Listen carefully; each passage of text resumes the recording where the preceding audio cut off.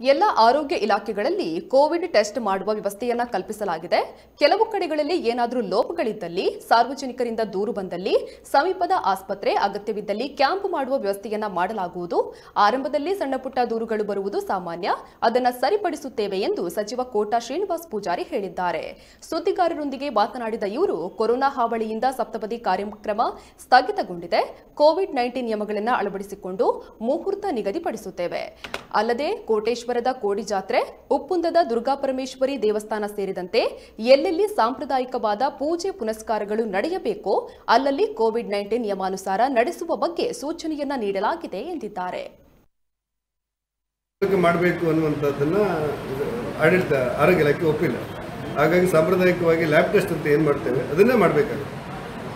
ಹಾಗಾಗಿ ಆಂಟಿಜೆನ್ ಕಿಟ್ಗಳ ಯಾಕೆ ಇಲ್ಲಿ ಸಬರಾಜ್ ಇಲ್ಲ ಅನ್ನುವಂಥ ಪ್ರಶ್ನೆಗಳು ಬರೋದಿಲ್ಲ. ಆಂಟಿಜೆನ್ ಕಿಟ್ಟಲ್ಲಿ ಮಾಡ್ತೇವೆ. ಕೊರೋನಾವನ್ನು ಕೋವಿಡ್-19 ಗಮನದಲ್ಲಿ ಇಟ್ಕೊಂಡು ಸಪ್ತಪದಿಗೆ ಬೇಕಾದಂತೆ ಇದನ್ನು ರೂಪಿಸ್ತೀವಿ. ಸದ್ಯದಲ್ಲೇ ನಾವು ಮಾಡ್ತೇವೆ. ಸರ್, ಈಗ ಕೊಡಿ ಹಬ್ಬ ಮತ್ತೆ ಯಾವ ಕಡೆಯೂ ಏನೂ ತೊಂದರೆ ಆಗಿಲ್ಲ. ಕೋಟೇಶ್ವರದ ಕೋಟಿಲಿಂಗೇಶ್ವರ ದೇವಸ್ಥಾನದ ಕೊಡಿ ಜಾತ್ರೆ ಅಂತ ನಾವೇನು ಮಾಡ್ತೇವೆ ಮತ್ತು ಉಪ್ಪಂದಲ್ಲಿರುವಂಥ ದುರ್ಗಾಪರಮೇಶ್ವರಿ ದೇವಸ್ಥಾನ ಸೇರಿದಂತೆ ಎಲ್ಲೆಲ್ಲಿ ದೇವಸ್ಥಾನಗಳು ಸಾಂಪ್ರದಾಯಿಕವಾದಂಥ ಪೂಜೆ ಪುರಸ್ಕಾರ ಹಬ್ಬ ಹರಿದಿನಗಳು ಇದೆಯಲ್ಲ ಅದೆಲ್ಲವೂ ಕೂಡ ಕೋವಿಡ್-19 ಗೈಡ್ಲೈನನ್ನು ಅಳವಡಿಸಿಕೊಂಡು ಮಾಡಬೇಕಂತ ಸೂಚನೆಯನ್ನು ಕೊಡಲಾಗಿದೆ ಮತ್ತು ಅದಕ್ಕೆ ಬೇಕಾದ ಎಲ್ಲ ಮಾರ್ಗಸೂಚಿಗಳನ್ನು ಹೊರಡಿಸಲಾಗಿದೆ.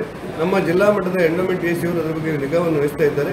ಯಾವುದೇ ಗೊಂದಲ ಇಲ್ಲದೆ, ಸಾರ್ವಜನಿಕರ ಒತ್ತಡ ಇಲ್ಲದೆ ಕೋವಿಡ್-19 ಪ್ರಕಾರ ಸಾಮಾಜಿಕ ಅಂತರವನ್ನು ಕಾಯ್ದುಕೊಂಡು ಮಾಸ್ಕ್ ಧರಿಸಿ ಈ ಕೋವಿಡ್-19 ವ್ಯಾಪ್ತಿಯೊಳಗೆ ಈ ಸಾಂಪ್ರದಾಯಿಕ ಕಾರ್ಯಕ್ರಮ ಮುಗಿಸಬೇಕು ಅಂತ ನಾವೇನು ಹೇಳಿದ್ದೇವೆ.